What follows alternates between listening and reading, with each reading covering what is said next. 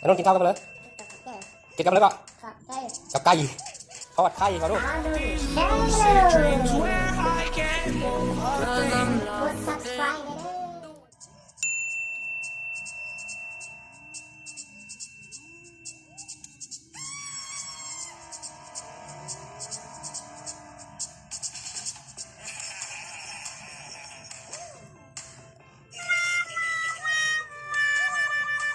อันนู้นกินข้าวกันไปเลยกินกันไปเลยก็กับไก่ทอดไข่เขาดูอันนู้นเช็ดมีชนพลเลยกินข้าวไหมจะได้เฟิร์นมากินเบิร์ดได้กินไหม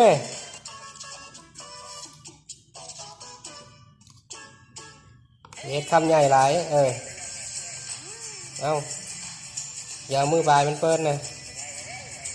แห่งบ่ายเว้าเท่าเลยเอ็ดเนาะมั่มแซ่บบ่ว้าวแซ่บบ่นน